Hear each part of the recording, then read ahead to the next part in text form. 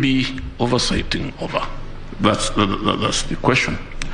In other words, at what point in this corporate entity scenario does the chair then disengage from the other commissioners, be they 2 or be they 5 or 6? When do you say this is chair qua chair and this is chair as part of the commission? Because we need to understand that we've been asked to provide clarity. Then let's go to Mahat.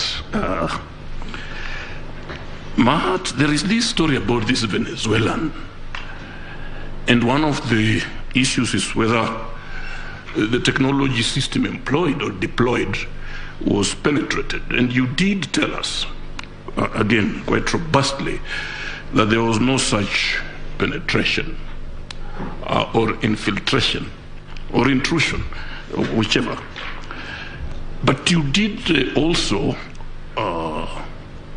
concede that this Venezuelan, whatever his name is, had access to the server. But your answer was that the contract between the IBC and Smartmatic was to supply and maintenance.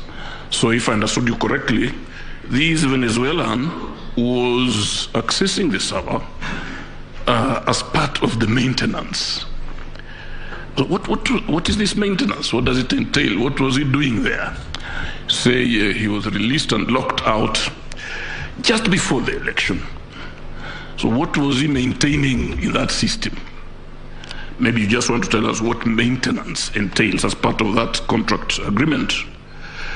Then back to the question of percentages again, in terms of the turnout. I think I asked this question, I asked Mr. Orengo, but now that you may not have another, you may also want to address it. In the arguments that have been presented before us,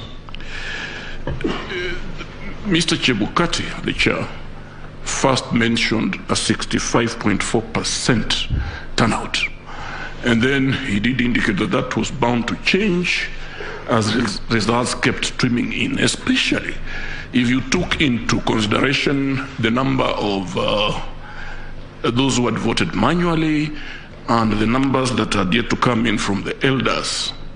Now, it is the petitioner's argument that if there was to be any change at all, then that percentage would have to increase rather than decrease. So I don't know, and how relevant, again, is this turnout to the determination of whether a candidate gathered 50% plus 1 vote? And then, you see, we have been asked by Mr. Ngatia,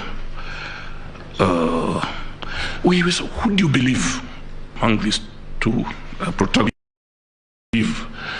This question has been put to us, and believe you me, we'll have to deal with it. Who do we believe?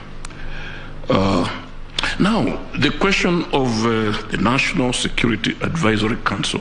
This, I think, Mr. Oraro, this